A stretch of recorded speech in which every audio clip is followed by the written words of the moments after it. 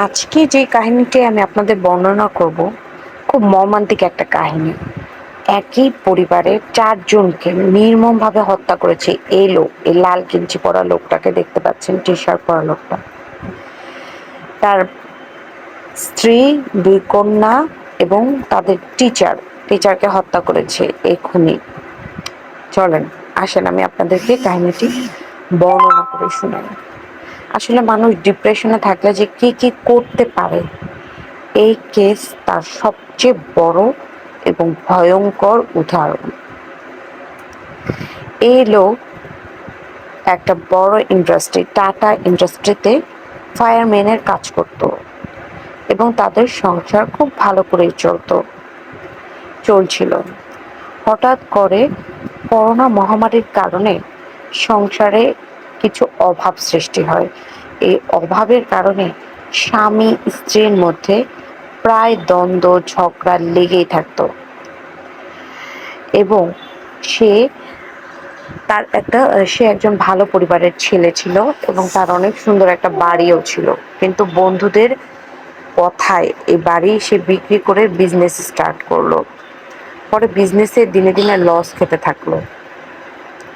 এক পর্যায়ে এমন লস খেতে থাকলো যে সে দিশেহারা হয়ে গেল এবং ডিপ্রেশনে পড়ে গেল এবং সে তখন ঠিক করলো যে বন্ধুদের কারণে আমার আজকে এই অবস্থা, আমি সেই বন্ধুদের হত্যা করব। সো সে কি প্ল্যান করলো? সে প্ল্যান করলো যে তার বন্ধুদেরকে সে হত্যা করবে। এই জন্য যখন সে বন্ধুদেরকে হত্যা করবে, ভাবলো যে আমি যদি আমার বন্ধুদেরকে হত্যা করি তাহলে তো আমার বাচ্চা, আমার ওয়াইফ, ওদেরকে দেখার মতন কেউ থাকবে না। আর আবার আমার ওয়াইফ আমার সাথে রেগুলার ঝগড়াঝাটি করে। এই সকল কারণে সে তার ওয়াইফকে হত্যা করার প্ল্যান করলো এবং ২ বাচ্চাকে। সেই অনুযায়ী সে মোট কয়টা মার্ডার করতে চেয়েছে? তার ওয়াইফকে, তার ২ সন্তানকে এবং যেই বন্ধু ২ জনের প্ররোচনায় পড়ে সে আজকে এই দেউলিয়া হয়েছে, সেজন্য তাদেরকেও হত্যা করতে চাইলো। এখন চলেন আমি আপনাদেরকে বলি কিভাবে হত্যা করলো। খুব সকালবেলা যখন তার বউয়ের সাথে কোনো একটা বিষয়ে ঝামেলা হচ্ছিল, রেগুলারের এটা যেহেতু তাদের মধ্যে সংসার অভাব ছিল, রেগুলার তাদের মধ্যে কোনো না কোনো বিষয় নিয়ে ঝগড়াঝাটি হচ্ছিলই। সেজন্য সে ফার্স্টে, যেহেতু জানে যে সে আজকেই প্ল্যান করে রেখেছে তার বউকে সে হত্যা করবে, সে বিছানার নিচে একটা হাতুড়ি রেখে দিয়েছিল।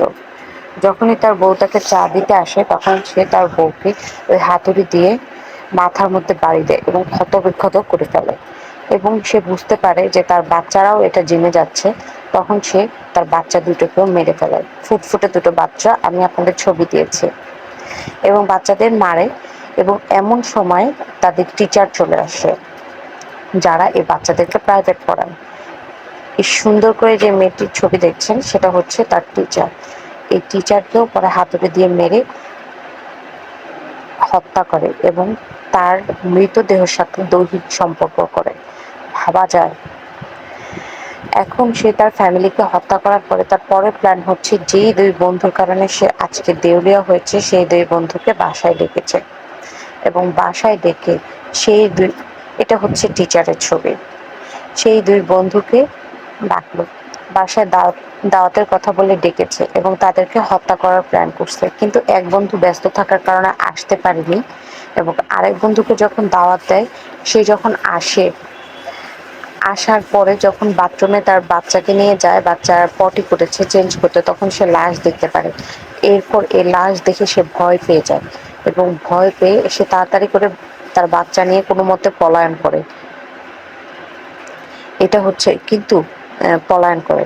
এভাবেই সে তার এই মার্ডার কেসটা যখন দেখে যে তার বন্ধুকে সে মারতে পারে নাই, তখন তার বন্ধু পুলিশের কাছে কমপ্লেন করে যখন তার বাসা সার্চ করে তখন এই 4টা লাশ পায়। এভাবে করে একটা পরিবারের 4 জন মানুষকে ক্ষতবিক্ষত করে।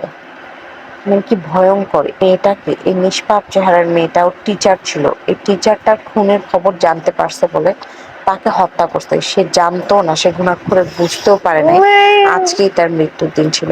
আসলে ডিপ্রেশন হচ্ছে অনেক ভয়ঙ্কর জিনিস। যে ডিপ্রেশনে পড়ে সেই একমাত্র বুঝে যে কি করতে পারে। ডিপ্রেশনে মানুষ যে কোনো কিছু করতে পারে। এইটাই হচ্ছে এই ভয়ানক লোকটার উদাহরণ। এটি একটি ইন্ডিয়ার সত্য ঘটনা, যা আমি আপনাকে আমার মতন করে আমি আপনাদের এক্সপ্লেন করলাম। তাই আমরা সবাই এমন কোনো অসৎ কাজ করব না যার কারণে আমাদের পরবর্তীতে ডিপ্রেশনে পড়তে হয়। এই সুন্দর ফুটফুটে দুটো বাচ্চা এবং এই মহিলাটা এবং তার সাথে পাশের এই টিচারকে নির্মমভাবে হত্যা করেছে এই লোক। আরও সুন্দর সুন্দর কাহিনী জানতে আমার পেজে লাইক এবং সাবস্ক্রাইব করবেন। এই হচ্ছে সেই খুনি। ধন্যবাদ সবাই।